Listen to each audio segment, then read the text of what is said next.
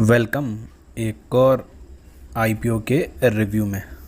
जी हाँ, थंबनेल से आपको आइडिया लग गया होगा कि आज मैं ज़ोमैटो के आईपीओ के बारे में बात कर रहा हूँ।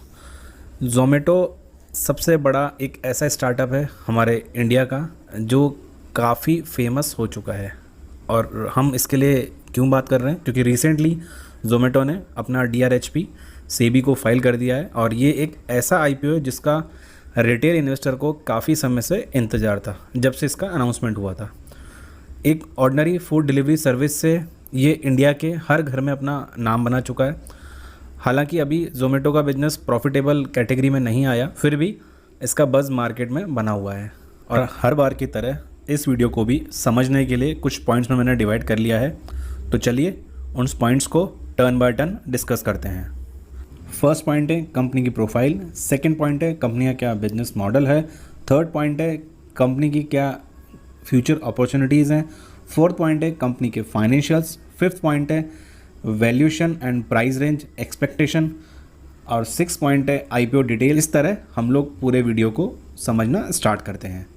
सबसे पहले हम शुरुआत करते हैं फर्स्ट पॉइंट से, यानी कंपनी की प्रोफाइल से। 2008 में मिस्टर दीपेंद्र गोयल और मिस्टर पंकज चड्ढा ने अपने ऑफिस के लंच टाइम में एक नए प्लेटफॉर्म को स्टार्ट करने का आइडिया निकाला और वो आइडिया फाइनली 18 जनवरी 2010 में ज़ोमैटो के नाम से पॉपुलर हुआ। इसके बाद उन्होंने कंपनी की वेबसाइट बनाई और कुछ मेट्रो सिटीज़ को चूज़ करके उसमें अपने बिजनेस को स्टार्ट करा। फिर धीरे धीरे उन्होंने बिजनेस को ग्रो किया। फिर इन्फोएज यानी नौकरी.com के प्रमोटर्स हैं, उनसे मिले और उनसे फंडिंग की रिक्वेस्ट करी। कंपनी के प्रमोटर भी काफ़ी इम्प्रेस हुए, उन्होंने ज़ोमैटो में अपना इन्वेस्टमेंट किया। कंपनी ने ज़ोमैटो में 50% के आसपास स्टेक ले लिया। धीरे धीरे कंपनी और फेमस हुई, कंपनी का बिजनेस का ग्रो करने लगा, कंपनी की पॉपुलैरिटी बढ़ने लगी, दूर दूर से और दूसरे इन्वेस्टर भी आने लगे और कंपनी में इन्वेस्टमेंट की बरसात होने लगी। अब फाइनली वो समय आ गया था जब कंपनी अपना आईपीओ लेकर आना चाहती थी, इसलिए कंपनी ने लगभग 8,250 करोड़ का आईपीओ प्लान किया। ये तीसरा सबसे बड़ा आईपीओ है। इससे पहले रिलायंस पावर 10,000 करोड़ का अपना आईपीओ ला चुकी है, डीएलएफ 9,000 करोड़ का अपना आईपीओ ला चुकी है और अब ज़ोमैटो 8,250 करोड़ के आसपास का अपना आईपीओ लेकर आने वाली है। अब बात करते हैं हम कंपनी के बिजनेस मॉडल और कंपनी के स्कोप के बारे में।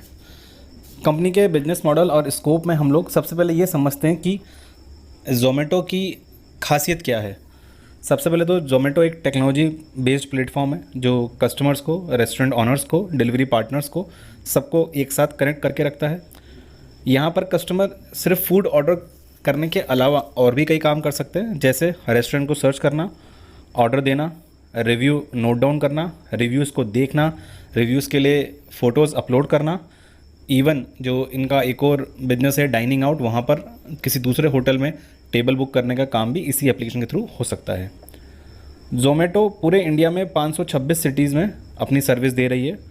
ज़ोमैटो में एट प्रेजेंट 3,50,174 यानी 3.5 लाख से ज़्यादा एक्टिव रेस्टोरेंट कनेक्टेड हैं। ज़ोमैटो एक ऐसी एप्लीकेशन है जो प्ले स्टोर और iOS में पूरे इंडिया में पिछले 3 साल में सबसे ज़्यादा डाउनलोड करे जाने वाली एप्लीकेशन है। ज़ोमैटो का फुटप्रिंट्स पूरे 23 कंट्रीज़ में है, यानी पूरी दुनिया में ये धीरे धीरे छाने की तैयारी कर रहा है। अब बात करते हैं ज़ोमैटो की इनकम की। एक इनकम का चार्ट आपको स्क्रीन पे दिख रहा होगा, जहाँ पर हमें ये बात समझनी कि ज़ोमैटो को किस किस मोड से इनकम मिलती है। फूड डिलीवरी जो बिजनेस है वो सब आपको बताइए, उससे इनको इनकम मिल जाती है। डाइनिंग आउट इनका एक और एप्लीकेशन का फंक्शन है, जहाँ पर हम अगर घर बैठे खाना नहीं मंगवाना चाहते, हम किसी होटल में जाके खाना चाहते हैं, तो वहाँ उस होटल में क्या मेन्यू है, क्या प्राइजेज़ हैं, वहाँ टेबल बुक करना है, वहाँ पे उस होटल का रिव्यू कैसा है, वहाँ की सर्विसेज कैसी हैं, ये सब चीज़ भी हम इनकी एप्लीकेशन पे देख सकते हैं। इसके अलावा ज़ोमैटो ने रिसेंटली अपना एक स्टार्टअप स्टार्ट किया है हाइपर प्योर नाम से, जहाँ पर ये रेस्टोरेंट ऑनर्स हैं उनको जो भी फूड वेजिटेबल्स हैं उसकी सप्लाई कर सकती है। इसके लिए कंपनी अपने वेयर हाउसेस बनाएगी और इसका मेन मोटिव यही है कि बेस्ट प्राइस पे सप्लाई करने से कस्टमर को बेस्ट प्राइस का फूड और बेस्ट क्वालिटी का फूड अवेलेबल हो पाएगा। इसके अलावा जैसे फ्लिपकार्ट प्लस है, अमेज़ॉन प्राइम है, ऐसे ही ज़ोमैटो ने अपना जो मेंबरशिप वाला प्लान है वो भी लॉन्च कर रखा है, जिसका नाम है ज़ोमैटो प्रो, यहाँ पर आपको डिलीवरी के चार्जेस या तो नहीं लगते या कुछ मिनिमम चार्जेस लगते हैं। इसके अलावा आपके लिए कुछ अलग अलग ऑफ़र्स भी आते हैं। कुछ प्लेसेस पर आपको एक्स्ट्रा एडवांटेज और एड ऑन बेनिफिट्स मिलती हैं, तो ये सब भी इसकी इनकम में शामिल हैं। अब हम इसकी फूड डिलीवरी इनकम को समझते हैं। स्क्रीन पर आपको एक स्क्रीनशॉट मैंने शेयर कर रखा है, जहाँ पर आप ये देख रखे होंगे कि वहाँ पर कुछ डायग्राम फॉर्म में हमें जो ज़ोमैटो की पूरी इनकम है उसके बारे में समझा रखा है। ऊपर की तरफ कस्टमर बैठे हुए हैं, साइड में रेस्टोरेंट पार्टनर और दूसरी साइड में डिलीवरी पार्टनर। तीनों का कलर डिफरेंट है। कलर से हम लोग इनकम को आइडेंटिफाई कर रहे हैं। कस्टमर से जो भी फूड की इनकम मिलती है वो सीधे जाती है रेस्टोरेंट पार्टनर को। उसमें से कुछ अमाउंट ज़ोमैटो काट कर बाकी पेमेंट रेस्टोरेंट पार्टनर के पास ट्रांसफ़र कर देता है। और डिलीवरी चार्जेस जो भी कस्टमर से मिलते हैं वो सारे जाते हैं डिलीवरी पार्टनर को। इसके अलावा कस्टमर को जो फूड मिलता है वो विद पैकेजिंग मिलता है, तो पैकेजिंग के अगर चार्जेस रेस्टोरेंट पार्टनर पे करता है तो ये सारे चार्जेस भी रेस्टोरेंट पार्टनर को दिए जाते हैं, क्योंकि ज़ोमैटो पैकिंग चार्जेस भी लेता है। और या फिर ज़ोमैटो अपनी तरफ से कुछ पैकिंग मटेरियल रेस्टोरेंट पार्टनर को प्रोवाइड करवा देता है। अगर कस्टमर ऑर्डर के साथ कोई टिप भी देता है तो वो सीधे डिलीवरी पार्टनर को ट्रांसफ़र कर दी जाती है। इसके अलावा अगर कोई एडिशनल फ़ीस है तो वो भी डिलीवरी पार्टनर को मिल जाती है। और एक लास्ट बचती है एडवर्टीज़मेंट रेवेन्यू। आपने देखा होगा ज़ोमैटो की एप्लीकेशन जब हम ओपन करते हैं तो वहाँ पर सेलेक्टेड ऐसे कुछ रेस्टोरेंट हैं जिनका नाम ओपन करते ही लिस्ट में सबसे पहले आता है या डैशबोर्ड पे आता है। तो ये सब एक एडवर्टीज़मेंट कैंपेन का पार्ट है। ज़ोमैटो अपने रेस्टोरेंट पार्टनर से एडवर्टीज़मेंट के लिए चार्ज करता है, बदले में उनके जो डिटेल्स हैं वो डैशबोर्ड पे या एप्लीकेशन को ओपन करते ही शो करता है। इन सब के लिए रेस्टोरेंट पार्टनर एडवर्टीज़मेंट एक्सपेंसेस पे करते हैं ज़ोमैटो को। तो ये ज़ोमैटो की इनकम का पूरा क्राइटेरिया बता रखा है। अब हम ज़ोमैटो की एप्लीकेशन पे कितने कस्टमर या कितने यूज़र डेली विज़िट करते हैं उनका एक रिकॉर्ड देखते हैं। यहाँ पे हमें स्क्रीन पे एक की ऑपरेटिंग और फाइनेंशियल मैट्रिक्स शेयर कर रखी है, जिसके अंदर एवरेज MAU यानी मंथली एक्टिव यूज़र और MTU यानी मंथली ट्रांजैक्ट यूज़र, ऐसे यूज़र जिन्होंने एप्लीकेशन ओपन करी है उसका डेटा अलग है, और ऐसे यूज़र जिन्होंने एप्लीकेशन ओपन करने के बाद उस पर फूड के रिगार्डिंग या डाइनिंग आउट या फिर और कोई और ट्रांजैक्शन किया हो उनके डेटा हमें अलग बता रखे हैं। तो अगर आप ध्यान से देखेंगे 2018 से 2020 तक ये डेटा में आपको अपने आप इंक्रीमेंट दिख जाएगा। ऐसे ही ट्रांजिट करने वाले डेटा में भी आपको इंक्रीमेंट दिख जाएगा। दिसंबर 31 2020 के डेटा में आपको थोड़ा सा डिक्रीमेंट दिख रहा होगा एवरेज MTU में। वो इसलिए दिख रहा होगा क्योंकि 3 महीने सबके लिए लॉकडाउन में निकल गए। इसके बाद हमें नीचे कुछ ऑर्डर वैल्यू दे रखी है। उस ऑर्डर वैल्यू को अगर आप ध्यान से देखेंगे तो ऑर्डर वैल्यू के अंदर 13,341 ये वैल्यूज़ हमें बता रखी हैं मिलियन में। ये 2018 का डेटा है, और जो 2020 दिसंबर तक बढ़कर 61,698.5 तक पहुंच गया है। यहाँ पर आपको कितने डिलीवरी रेस्टोरेंट पार्टनर एक्टिवली अभी ज़ोमैटो साथ जुड़े हुए हैं उनकी काउंटिंग भी आपको बता रखी है। जो 2018 में 33,192 यानी 33,192 थे, वो 1,32,769 पहुंच गए हैं 2020 दिसंबर तक। तो इस तरह से हमें जो यूज़र्स का डेटा है वो भी ये एक चीज़ ज़रूर बताता है कि कंपनी रेगुलर बेसिस पर डेवलपमेंट कर रही है और कंपनी में ग्रोथ दिख रही है। ग्रोथ किस चीज़ की? ज़ोमैटो का मानना है जितने ज़्यादा यूज़र हमारी एप्लीकेशन पे आएंगे उतने ज़्यादा ही यूज़र बाद में ट्रांजैक्शन करने के लिए कन्वर्ट होंगे। तो इनके लिए यूज़र का डेटा बहुत इम्पॉर्टेंट है। इसके बाद एक स्क्रीन आपको शेयर की है जहाँ पर इनके डिलीवरी पार्टनर की इमेजेस बता रखी हैं, और हमें ये बता रखा है कि दिसंबर 2020 तक कंपनी के पास एक्टिव डिलीवरी पार्टनर्स कितने हैं। 1,61,637 यानी 1,61,637 टोटल डिलीवरी पार्टनर हैं, जिनकी ये जिम्मेदारी है कि सेफ्टी से कोविड-19 के प्रोटोकॉल को ध्यान में रखते हुए फूड की प्रॉपरली डिलीवरी करनी है। और एक चीज़ हमें और ध्यान में रखनी है, यहाँ पर कुछ डिलीवरी पार्टनर आपको साइकिल पे भी दिख जाएंगे जो इस चीज़ को प्रमोट करते हैं कि ये ग्रीन इंडिया का एक इनिशिएट भी है। इसके अलावा ज़ोमैटो कुछ सोशल रिस्पॉन्सिबिलिटी के कैंपेन भी चलाता है, जहाँ पर ये अपने डिलीवरी पार्टनर के बच्चों को फ्री में फूड और फ्री में एजुकेशन जैसी फैसिलिटीज़ प्रोवाइड करते हैं। उसके लिए आपको स्क्रीनशॉट स्क्रीन पर दिख रहा होगा। इनका ये प्रोग्राम है जो कोविड-19 पैंडेमिक के टाइम इन्होंने स्टार्ट किया था, जहाँ पर इन्होंने एक प्रोग्राम चलाया है जिसका नाम इन्होंने रखा है फीड द डेली वेजर। और दूसरा प्रोग्राम इन्होंने एक और चलाया था अप्रैल 25, 2021 में, हेल्प सेव माई इंडिया नाम से। तो इस तरह अलग अलग प्रोग्राम चलाकर ये कंपनी सोशल रिस्पॉन्सिबिलिटी को भी फुलफ़िल करती है। ज़ोमैटो का मानना है कि ज़ोमैटो के लिए कंटेंट बहुत इंपॉर्टेंट है। अब यहाँ पर कंटेंट से हमारा क्या मतलब है? ज़ोमैटो की एप्लीकेशन पे मैंने आपको स्टार्टिंग में बताया कि यहाँ पर कस्टमर फ़ोटोज़ भी अपलोड कर सकते हैं। जिस रेस्टोरेंट में कस्टमर डाइनिंग आउट के लिए जाते हैं वहाँ फ़ोटोज़ अपलोड कर सकते हैं, उस रेस्टोरेंट के बारे में रिव्यू दे सकते हैं। तो ये रिव्यू का जो डेटा है ये बाकी दूसरे कस्टमर्स के लिए बहुत वैल्यूएबल फीडबैक बन जाता है। तो ज़ोमैटो का मानना है जितने ज़्यादा कस्टमर कंपनी के साथ जुड़ेंगे, जितना ज़्यादा रिव्यू वो देंगे, उस रिव्यू का बेनिफिट सारे कस्टमर को ओवरऑल मिलेगा। तो रिव्यू इनके लिए एक इम्पॉर्टेंट कंटेंट है और यही रिव्यू देने वाले कस्टमर अगर कंपनी की सर्विस से खुश होंगे तो इनके ट्रांजैक्शन और बढ़ते जाएंगे। ये आपको स्क्रीन पर इमेजेस से पता चल रहा होगा। इसके बाद आपको एक एडवर्टीज़मेंट और सेल्स प्रमोशन एक्सपेंसेस का एक ग्राफ बता रखा है, जिस ग्राफ को देखकर हमें एक चीज़ इंडिकेट हो रही है कि कंपनी के एडवर्टाइजमेंट के और सेल्स प्रमोशन के एक्सपेंसेस मेजर एक्सपेंसेस में काउंट होते हैं। ऐसा मैं क्यों कह रहा हूँ? अगर आप 2018 के बाद 19 में देखें तो कंपनी ने काफ़ी ज़्यादा मेजर अमाउंट एक्सपेंसेस किया है एडवर्टीज़मेंट पे। इस ग्राफ से एक चीज़ और क्लियर होती है कि जैसे जैसे कंपनी की रेवेन्यू बढ़ती गई वैसे वैसे कंपनी के एडवर्टीज़मेंट और सेल्स प्रमोशन के एक्सपेंसेस परसेंटेज वाइज डिक्रीज़ होते जाएंगे। अगर हम अभी देखें तो दिसंबर 2020 तक ये 22% है और आने वाले समय में शायद ये लेस देन 10% हो जाएगा। क्यों? क्योंकि कंपनी की रेवेन्यू कंटिन्यूस बेसिस पर इंक्रीज़ होती जा रही है। अब हम कंपनी की एप्लीकेशन का कुछ पोर्शन आपको प्रेजेंट कर रहे हैं। ये एप्लीकेशन का फ्रंट है जहाँ पर आप देख रहे होंगे अलग अलग वैरायटी फ़ूड की बता रखी है। यहाँ पर कुछ फेवरेट रेस्टोरेंट इंडिकेट कर रखे हैं। जब हम ऑर्डर देते हैं तो रियल टाइम लोकेशन भी आ जाती है। यहाँ पर कुछ फीचर्स ये भी बता रखे हैं कि अगर आप चाहें तो अपने डिलीवरी पार्टनर को या रेस्टोरेंट पार्टनर को कुछ एडिशनल इंस्ट्रक्शन देना चाहते हैं तो आप उससे रिलेटेड अपनी वॉइस को रिकॉर्ड करके इंस्ट्रक्शन वहाँ पर दे भी सकते हैं। अगर आपके पास ज़ोमैटो की प्रो मेंबरशिप है तो उसके एडिशनल बेनिफिट आप ले सकते हैं। जैसे आपको फूड डिलीवरी में 30% एक्स्ट्रा मिल जाएगा, आपको डाइनिंग एक्सपीरियंस लेने में 40% का डिडक्शन मिल जाएगा। इस तरह से कुछ बेनिफिट बता रखे हैं। डाइनिंग एक्सपीरियंस को एंजॉय करने के लिए आप एप्लीकेशन को देख सकते हैं।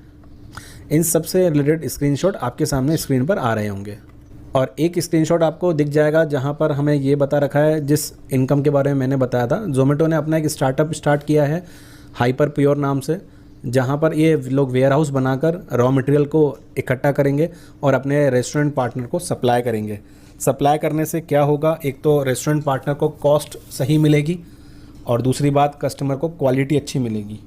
चलिए अब हम इनकी स्ट्रेंथ की बात करते हैं। इनकी कुछ स्ट्रेंथ स्क्रीन पर बता रखी होंगी। कंपनी का जो नेटवर्क है वो बहुत स्ट्रॉन्ग है और ये कंपनी का पूरा सिस्टम टेक्नोलॉजी बेस्ड है।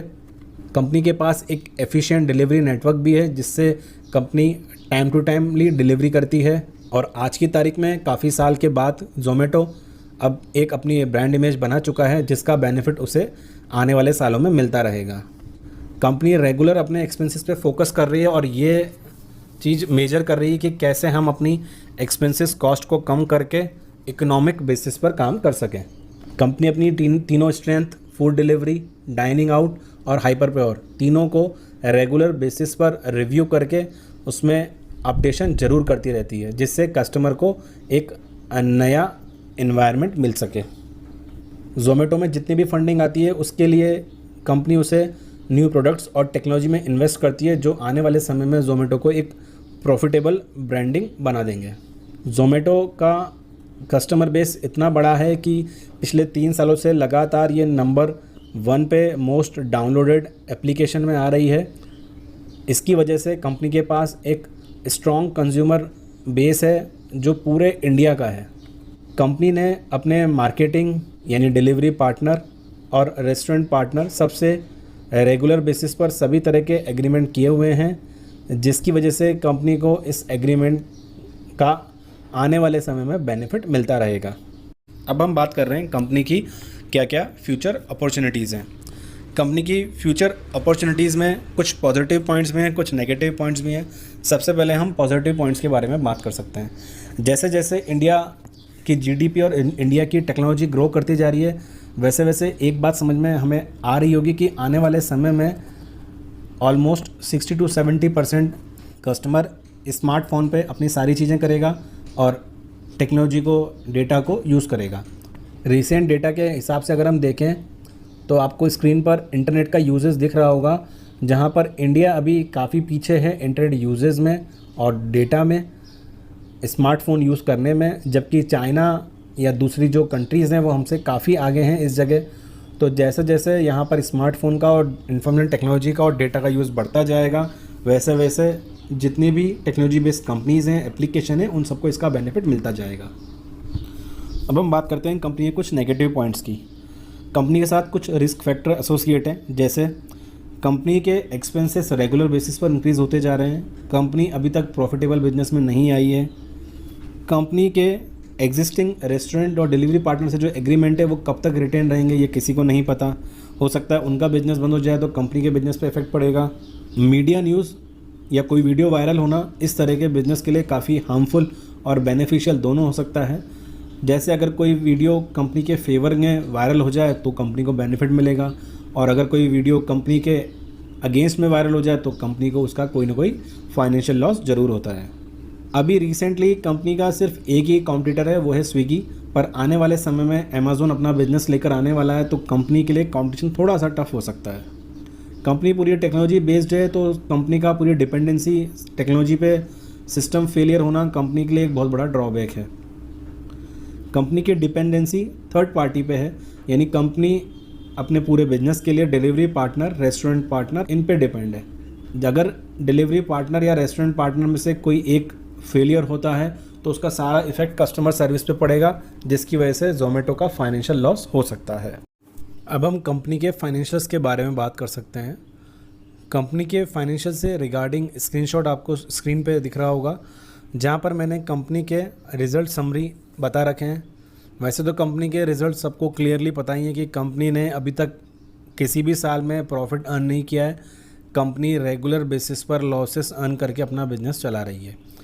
पर अगर हम कंपनी के एसेट्स देखें, जहाँ पर कंपनी काफ़ी इन्वेस्टमेंट करती है, तो कंपनी की एसेट्स 2018 से दिसंबर 2020 तक 4 टाइम्स से भी ज़्यादा इंक्रीज़ हो चुके हैं। कंपनी के रेवेन्यू लगभग 3 टाइम्स इंक्रीज़ हो चुके हैं। तो कंपनी का रेवेन्यू और एसेट्स रेगुलर बेसिस पर इंक्रीज़ हो रहे हैं, पर कंपनी की एडवर्टाइजमेंट और डिस्काउंट की जो कॉस्ट है वो ज़्यादा होने की वजह से कंपनी अभी तक प्रॉफिटेबल बिजनेस में नहीं आई है। पर एक अच्छी चीज़ ये देखने को मिली कि करंटली 9 मंथ का जो डेटा हमें बता रखा है उसका कंपैरिजन इन्होंने 2020 के एक स्क्रीनशॉट से कर रखा है, जहां पर 2020 में कंपनी ने कंट्रीब्यूशन में भी लॉस दिखाया है। कंट्रीब्यूशन का मतलब होता है कंपनी की जो ऑपरेशनल इनकम है वहां पर भी कंपनी को लॉस होते हैं। पर 2021 में, यानी जो 9 मंथ दिसंबर 2020 का जो डेटा हमें बता रखा है, यहाँ पर कंपनी को ऑपरेशन एक्टिविटीज़ में प्रॉफिट हुआ है। तो ये हम लोगों के लिए एक अच्छी बात है कि कंपनी को अपने बिजनेस से प्रॉफिट होना स्टार्ट हो गया है, और इसका रीज़न कहीं ना कहीं डिस्काउंट को कम करना और कंपनी के डिलीवरी कॉस्ट को कम करना रहा है। अब एडवर्टीज़मेंट और सेल्स मार्केटिंग के जो कॉस्ट है वो या तो कम हो जाए या फिर उनके कंपैरिजन में रेवेन्यू कंपनी के और बढ़ जाए, तो अपने आप कंपनी का ऑपरेशनल प्रॉफिट के बाद कंपनी ओवरऑल प्रॉफिट की पोजीशन में आ जाएगी। इसके बाद स्क्रीन पर आपको कंपनी के आईपीओ की डिटेल दिख रही होगी, जहां पर हमें आईपीओ की डेट अभी नहीं पता है। आईपीओ का साइज़ लगभग 8,250 करोड़ रुपए है। फ्रेश इशू लगभग 7,500 करोड़ रुपए है, और offer for sale info edge यानी naukri.com अपनी शेयर होल्डिंग को सेल कर रहा है, और उसका ऑफ़र फॉर सेल का अमाउंट है 750 crore. Face value, price band हमें कुछ नहीं पता। रिटेल का पोर्शन 10% से ज़्यादा नहीं हो सकता। क्यों? क्योंकि सेबी के रूल के अकॉर्डिंग कंपनी प्रीवियस ईयर्स में रेगुलरली लॉस प्रेजेंट कर रही है। इस वजह से 10% से ज़्यादा रिटेल पोर्शन नहीं हो सकता। लॉट साइज़ 15,000 के आसपास ही रहेगा। तो इस तरह कुछ डिटेल आईपीओ की हमें दे रखी है। अब हम ज़ोमैटो के आईपीओ का एक्सपेक्टेड शेयर प्राइस निकालते हैं, क्योंकि अगर थोड़ा सा एक्सपेक्टेशन यानी रफली अगर हमें शेयर प्राइस का आइडिया होगा तो अकॉर्डिंगली हम लोग हमारे आईपीओ में इन्वेस्टमेंट की प्लानिंग कर सकते हैं। आपको एक स्क्रीनशॉट स्क्रीन पे दिख रहा होगा जहां पर कंपनी के इस आईपीओ में आने से पहले अब तक इक्विटी शेयर्स का आउटस्टैंडिंग नंबर्स बता रखा है, जो है 666.09 करोड़। इतने इक्विटी शेयर्स हैं और इस बार कंपनी 7,500 करोड़ का न्यू इशू लेके आ रही है और 750 करोड़ का ऑफ़र फॉर सेल लेकर आ रही है। अगर हम ये माने कि कंपनी अपने एग्जिस्टिंग शेयर होल्डर को किसी तरह का कोई बोनस शेयर नहीं दे रही, उस एजम्पशन को लेते हुए मैंने ये कैलकुलेशन करी है। ज़ोमैटो ने 2020 में लास्ट फंडिंग में अपना वैल्यूशन $5.4 बिलियन बताया था। उसको अगर हम रुपी में कन्वर्ट करें एट प्रेजेंट में, तो कंपनी का मार्केट वैल्यूएशन मिनिमम लेवल पे निकल कर आता है 40,500। और इससे अगर हम शेयर प्राइस का टारगेट करके देखें तो लगभग 50 रुपये में आईपीओ अपना लॉन्च कर सकती है ज़ोमैटो।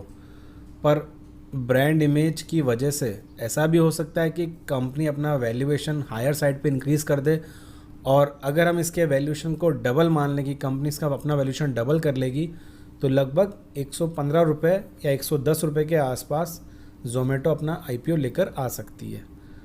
अगर कंपनी का वैल्यूएशन आने के बाद अगर कंपनी का शेयर प्राइस लगभग 70 से 80 के बीच रहा, तो आपके पास कुछ गैप होगा जितना आप अर्निंग आईपीओ के दिन लिस्टिंग गेन पे कर सकते हैं। 100 से कम अगर वैल्यूएशन आएगा तो हमारे लिए थोड़ा सा स्कोप बचेगा कि हम इसमें अप्लाई करके, और अगर शेयर हमें अलॉट हो जाते हैं तो हम कुछ लिस्टिंग गेन अर्न कर सकते हैं। मेरी ये कैलकुलेशन पूरी तरह से एक्सपेक्टेशन पे बेस्ड है। मैं कोई गारंटी नहीं कर रहा कि इसका वैल्यूएशन इतना ही होगा। हाँ, एक अनुमान ज़रूर लगाया है जिससे हमें इन्वेस्टमेंट करने में ज़रूर फ़ायदा होगा। अगर आपका मोटिव लॉन्ग टर्म है तो आप एक बार कंपनी का प्राइस बैंड आने दीजिए, उसके बाद वैल्यूएशन के अकॉर्डिंग हम लोग देखेंगे कि हमें इस कंपनी में इन्वेस्टमेंट करना चाहिए या नहीं करना चाहिए। तब तक के लिए इंतज़ार कीजिए। मिलता हूँ आपसे अगली बार एक नए वीडियो में। नमस्कार।